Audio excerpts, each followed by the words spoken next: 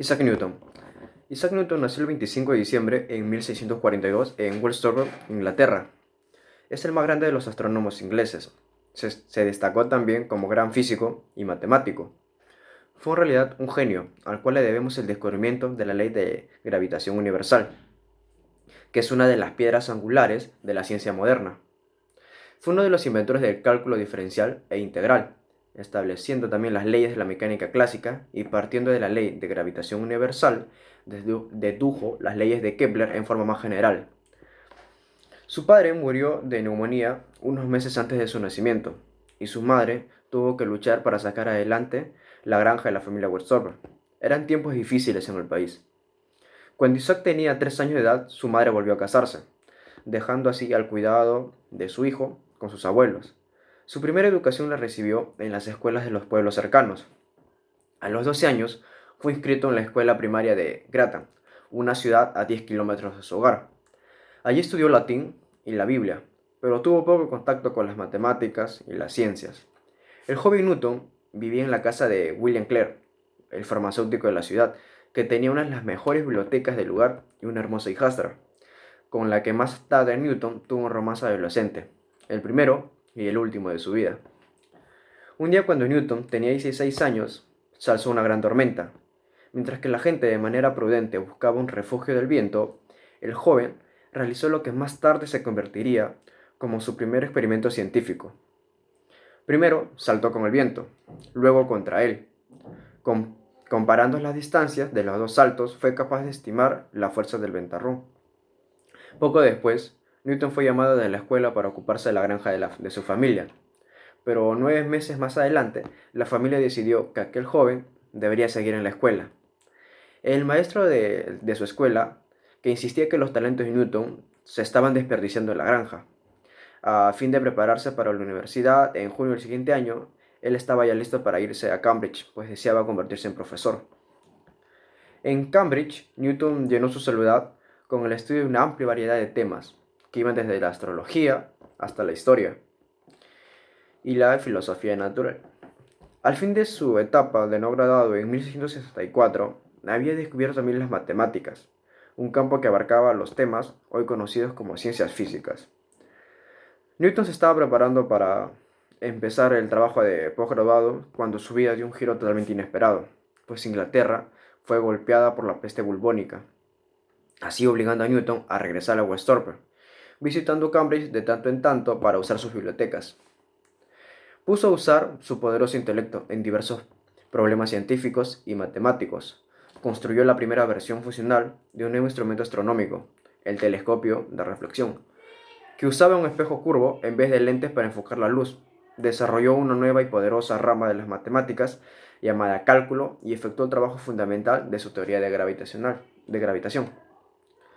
Durante este periodo dirigió los pensamientos de Newton hacia la idea de la ley universal de la gravitación.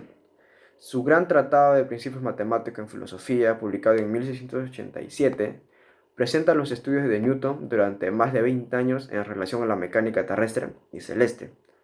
Allí enuncia la ley de gravitación, que dos cuerpos atraen con una fuerza proporcional a sus masas, inversamente proporcional al cuadrado de la distancia que las separa. Los aportes de Newton. Las tres leyes de Newton, o las leyes de la dinámica, asentaron las bases de la física, pues permitían explicar las fuerzas que regían el comportamiento mecánico de los objetos. Las leyes son las siguientes. La primera ley, también conocida como ley de inercia. Esta ley postula que todo cuerpo permanece en estado de reposo, es decir, sin movimiento, de forma indefinida a no ser que otro objeto ejerza una fuerza sobre él. La segunda ley, o también ley fundamental de la dinámica. Esta ley afirma que la aceleración que adquiere un cuerpo es directamente proporcional a la fuerza que otro cuerpo ejerza sobre él. La tercera ley, o también conocida como ley de acción y reacción. Esta ley establece que cuando un objeto ejerce una fuerza sobre un segundo cuerpo, éste ejerce sobre el primero una fuerza de igual magnitud, pero en sentido opuesta en la que ha recibido. Entre otras partes tenemos la ley de la gravitación universal. Esta ley explica que los planetas giran alrededor del Sol y que como más cerca de ellos estén, mayor sea la fuerza de atracción, lo que implica que la velocidad de la traslación sea mayor. También explica que la Luna gira alrededor de la Tierra y que nos sintamos atraídos hacia el interior de la Tierra, es decir, que no estemos flotando. Desarrollo del cálculo matemático. Para comprobar sus teorías y analizar el movimiento de los cuerpos celestes, Newton observó que los cálculos matemáticos de su época eran insuficientes. Ante esta situación, Newton tuvo que desarrollar el cálculo diferencial e integral, un conjunto de operaciones matemáticas con infinidad de aplicaciones y que sirvieron para calcular órbitas y curvas de los planetas durante sus movimientos en el espacio. También descubrir la veritable forma de la Tierra. Cuando Newton nació ya se sabía que la Tierra era redonda, pero se pensaba que era una esfera perfecta.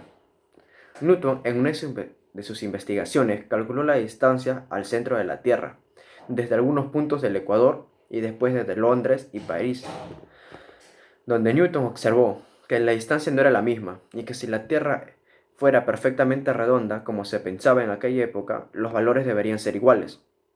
Estos datos llevaron a Newton a descubrir que la Tierra estaba ligeramente achatada en los polos, como consecuencia de su propia rotación.